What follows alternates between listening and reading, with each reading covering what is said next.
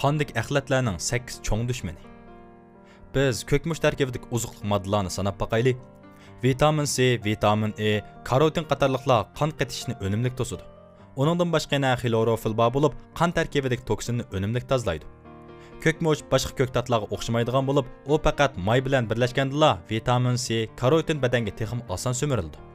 Shunglashqa ko'kmushni eng yaxshisi kavovichin, zanjivil partisi, so'ng piyoz, kala put singir qatorliqlar bilan birga yuqori o't qo'rib yesangiz bo'ladi.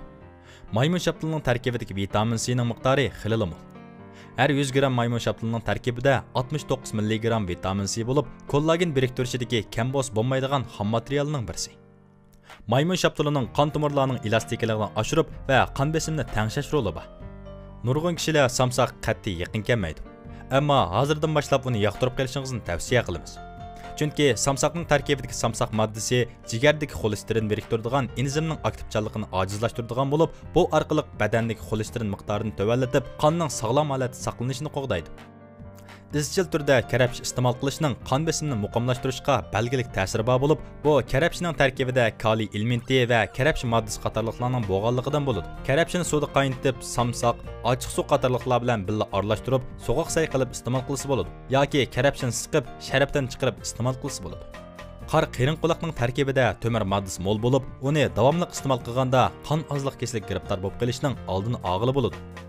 Onundan başqa qora qerinquloqning xolesterinni tövallatish unumi bor bo'lib, davomli iste'mol qilib berganda arteriya qetishining oldini olishga foydasi bor.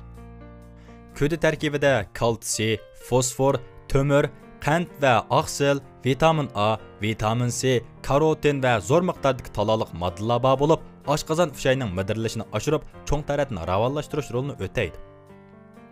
Qizil uzum tarkibida oq o'yli alkogoli bor bo'lib, bu modda xolesterinni tabiiy tövallatidigan modda. Şunlaşqa özüm qanni tozalash unumi eng yaxshi bo'lgan meva hisoblanadi.